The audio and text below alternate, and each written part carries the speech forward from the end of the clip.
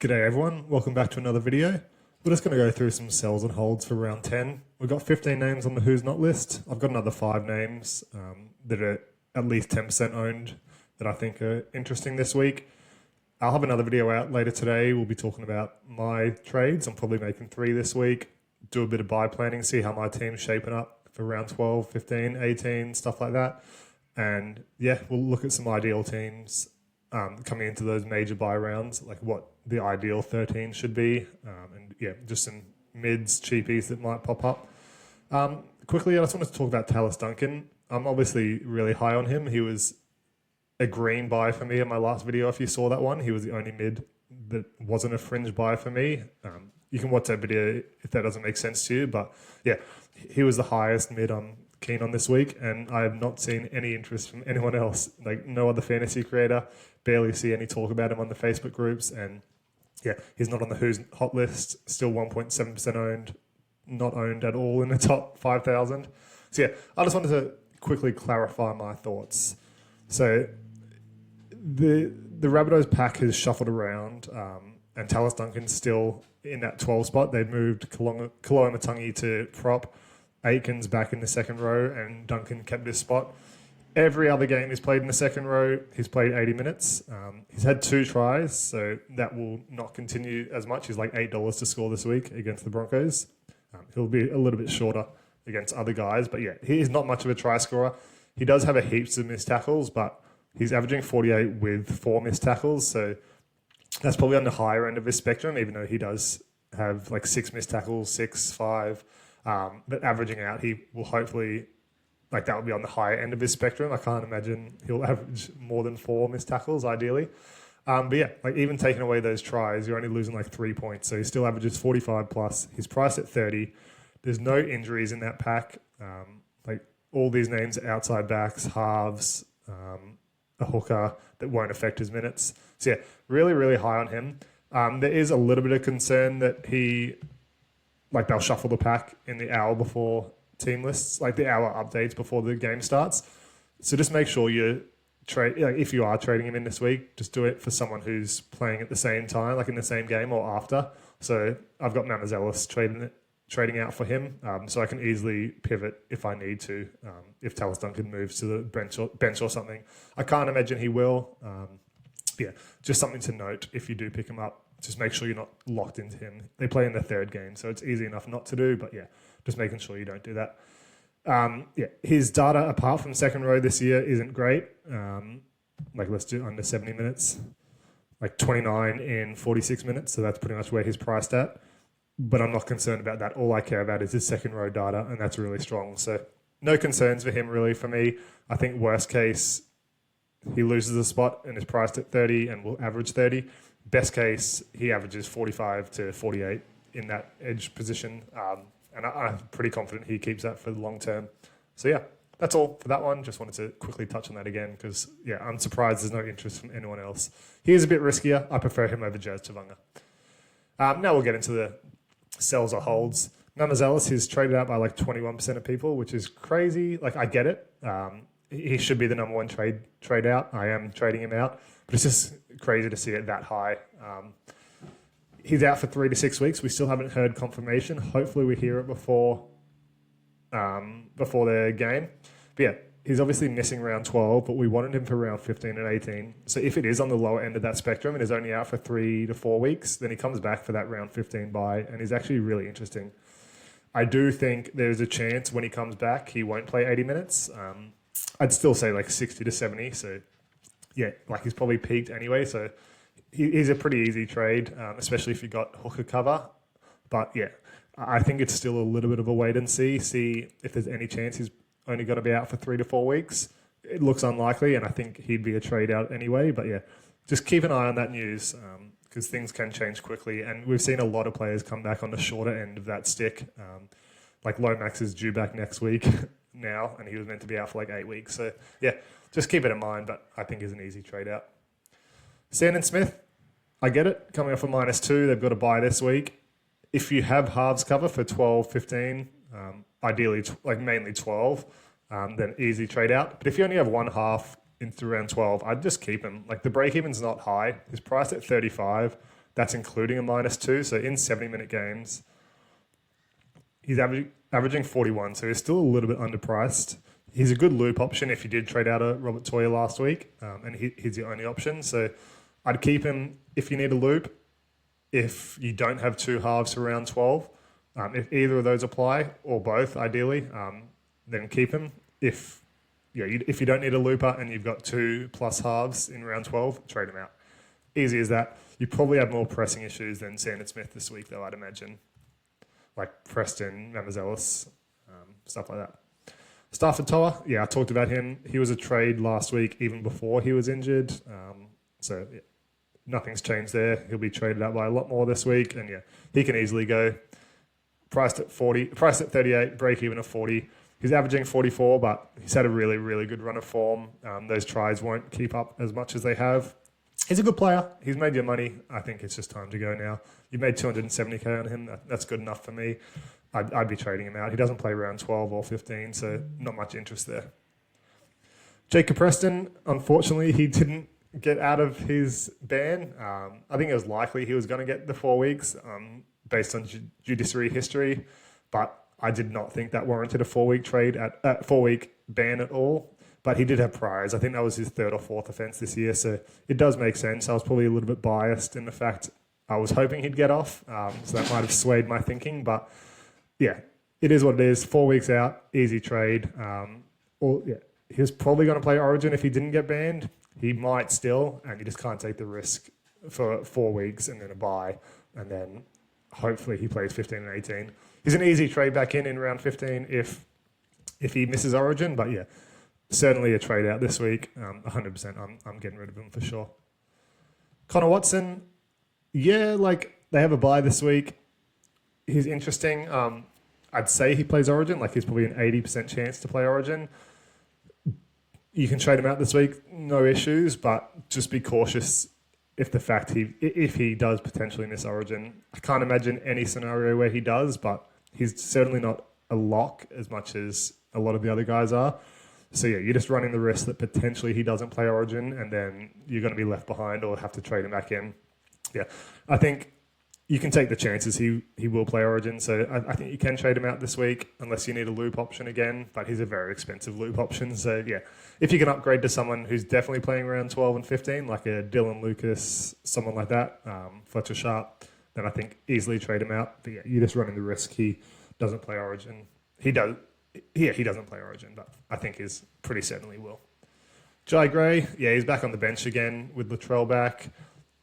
If they were playing round 12, I think you could probably wait and see, potentially, just because he'd be back in the fullback spot with Latrell on Origin duties. But the fact they don't, you're not going to hold him till round 15. So yeah, easily trade him out with the 60 break even. He's done a solid job for you, but yeah, just on the bench, no round 12, get rid of him. Nafahu White, can't believe we're still seeing these Roosters guys on the list. They've been there the last couple of weeks now. Yeah, like he's priced at 46, break even at 47. He's averaging 50, plays around 12, 15, 18. He's a fringe end of season guy. Like, I don't know what we're doing. He's also a dual position. He cannot play Origin. Like, it doesn't make sense to me. Him and Siwa Wong, who we'll get into in a sec. Like, yeah, his scores are scattered, but he's going to be really good over the Origin period. I don't see a path where he averages more minutes or anything, but just with that cover, like round 12, 15, and 18, I don't see the rush to get rid of him, and I don't know why he's on the list again. Easy hold for me. I think you're crazy to trade him out, even if he gets a 30 next week or whatever after the bye. Yeah, it's weird to me. Siwa Wong, same boat. Even more so, he's priced at 46, averaging 51 in the second row, averaging 52.5. I talked about him as a fringe buy this week. Like, I don't understand the interest in trading him out. Playing around 12, 15, and 18, yeah, just doesn't make sense to me. In the edge position, he's probably not like a long-term keeper, but certainly enough to warrant keeping him till at least round 18. He's probably going to average 50 plus, and that's like a couple of points below the main guys in that position. So yeah, easy hold to at least 15, hopefully 18, and then we'll see how he's averaging there. Still hasn't scored a try, like I mentioned yesterday. So yeah, his base is really strong. Yeah, just keep him, please. I don't know what you're doing. Marky Mark. Yeah, like I'd be keeping him as well. Same thing, play around 12, 15, 18. I don't love him as a fantasy player, even though he's been really solid. He scored tries on the wing to keep his scores up, like with a 48 and a 45. His base isn't super strong. Like the meters gained are solid. Tackle breaks are decent, but yeah, don't love him as a fantasy option. I don't think he'll average 39 from here on out. Probably more like 33 to 35, depending on how many tries he scores. But a break even at 24, plays round 12. At least keep him for round 12. I don't think he's one you will be able to keep for round 15 unless you are desperate for cover there. And yeah, you might lose another 50k of value on him if you do tend to hold. But if that helps your team, that helps your team. I think easy hold till at least round 12. Robert Toya. Wait, is he on the who's not list? What the heck? That's crazy. Break even at 2. I'm going to check that. Like I did just pick up these guys from the who's not list, but why the heck is he on there? Yeah. Okay, that is crazy to me. Yeah, I said he was a hold, easy hold before last week and pumped out a 96. Now he's got a break even of 2. Priced at 37. He was priced at 33 last week, so hasn't gone up an exuberant amount. And yeah, plays around 12, 15, 18. I've seen Darren Lockyer talk about him as a flyer for Origin, but I give him like a 2% chance. So yeah, just keep him in your team till at least round 12. I think there is some merit to getting rid of him before round 15, especially if he gets priced at like 40, 41. But even then, he's probably going to lose another 50k or so, and that probably helps your team again. So please do not trade Robert Toya this week. Jackson Purdue, he's now a more interesting one. I traded him last week to get Riley Smith's 54. Did not work out with Dylan Egan getting a 79, but I've talked about him for a few weeks that I'm not as high on him as everyone else seems to be. And yeah, he doesn't play round 12, so he could be traded at any point. Even if he pumps out 45s, which is his realistic ceiling, obviously he has potential to score 70s, but his realistic ceiling average will be 45. And yeah, even then, the maximum he's making is 8k. So not concerned about keeping him. I don't think he's a must trade this week by any means. Coming up against the Panthers, it's a bit of a tougher game, but they've been leaking points this year.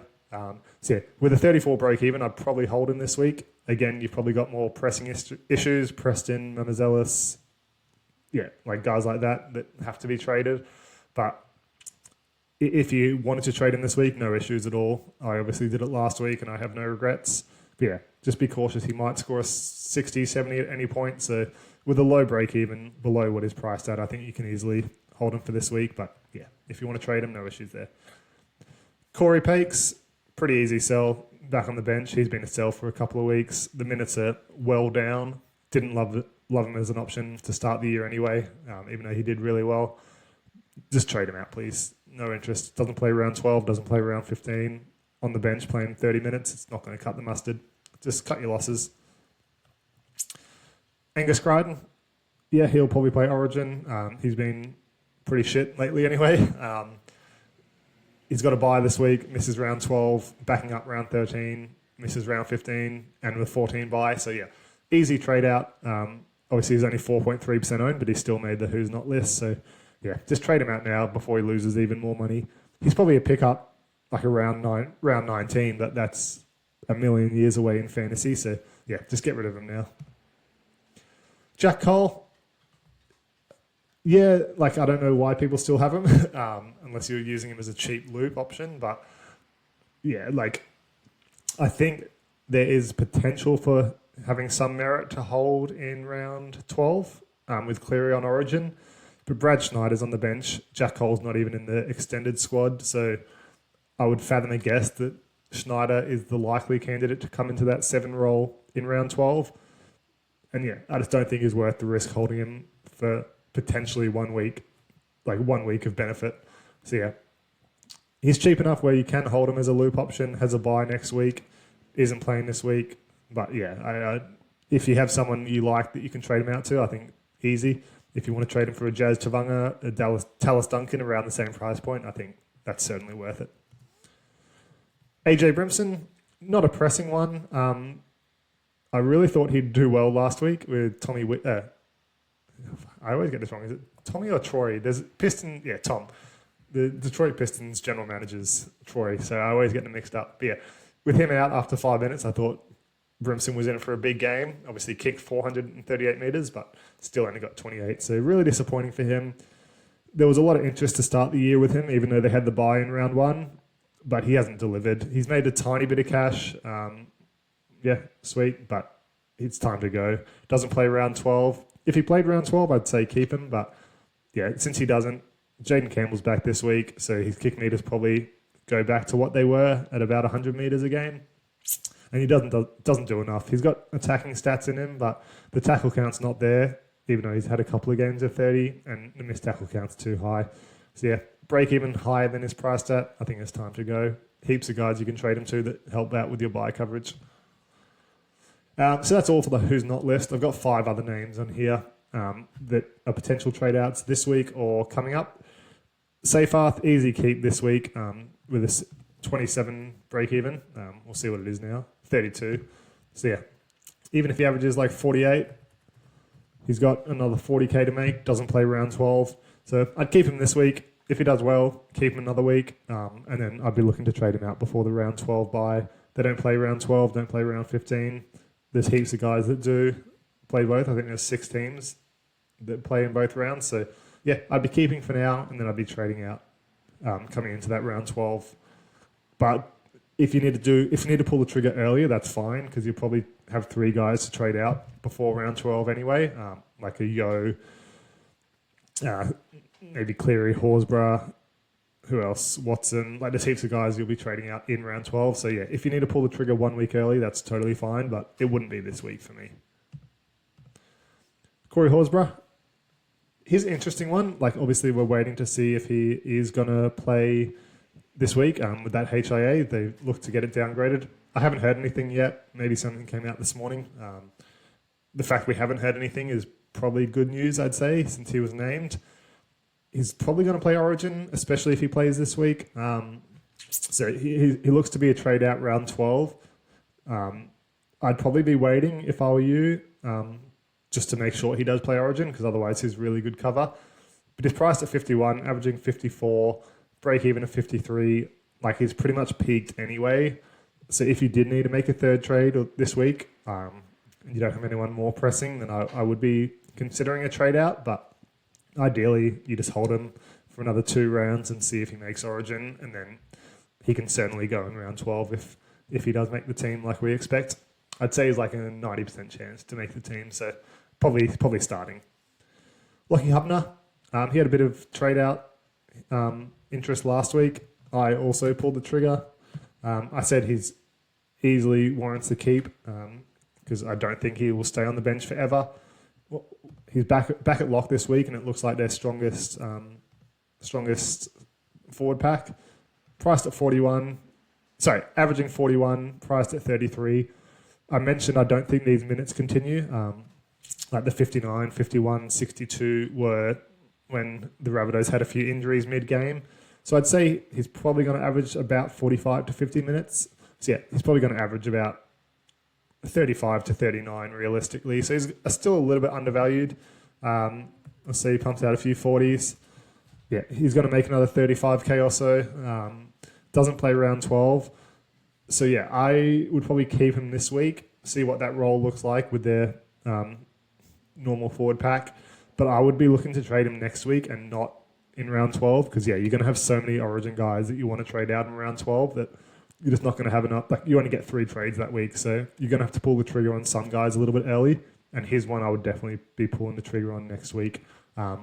If you do it this week, that's totally fine as well. Just keep that in mind with him, Jackson Purdue, stuff like that. Cam Munster, I've got him in my team. He's not massively owned in the top 5,000 and stuff like that, but 12% owned overall. I was going to trade him this week. I would love to trade him, but I've got 3 guys I need to trade out. He has a buy in round 12 and 15, playing Origin anyway, you would assume. He's a trade out before round 12 for sure. And yeah, it's just when you pull the trigger, again, you're not going to have a ton of trades yeah, you only have 3 trades in round 12, so you're going to have to pull the trigger on some guys early. And yeah, he's not going to lose a ton of value, but I'd be getting rid of him ASAP, just so you can make those bigger trades coming into the round 11, round 12. Tommy Jenkins, he's not on the who's not list, which I'm a little bit surprised at since he's named on the bench. I do think they'll shuffle it. Like, it's a bit of a weird orientation. I think they've got Brad Schneider on the bench and Tommy Jenkins. I don't know what they'll do, but yeah, I just can't imagine that sticks. Like, you can't have 2 forwards on the bench when one of them plays like 20 minutes. Obviously, Yo plays 80 minutes and stuff like that, but it's just weird, and I don't think it will stick. Either way, he's a hold. He's got a 12 break even. It's probably like around 15 realistically. 16, yeah. But yeah, easy wait and see. I would assume he starts this week. Maybe a Garner to the back row. Tommy Jenkins comes into centre, or Alamotti moves into centre, Tommy Jenkins on the wing, something like that. Yeah, I'd say there's like a 70% chance he starts. And if not, he's not going to lose too much cash. You've got a bye next week, which is ideal considering, like, if he does play on the bench, and then he should be starting in round 12 with To'o on origin duties, you'd assume. So yeah, hold this week, low break even. He's good cover in round 12, assuming he starts. And yeah, just easy wait and see. Even if he's on the bench or something, you can trade him after round 12, no issues. So yeah, hold him this week. And that's about it. So yeah, hopefully that was beneficial to you. There's way more interesting trade-ins this week than there is trade-outs. The main trade-outs are just guys that are injured and stuff like that. But yeah, I'll have a video out hopefully in the next couple of hours talking about my trade-outs, buy planning, ideal teams for those major buy rounds. But yeah, until then, we'll see you next time.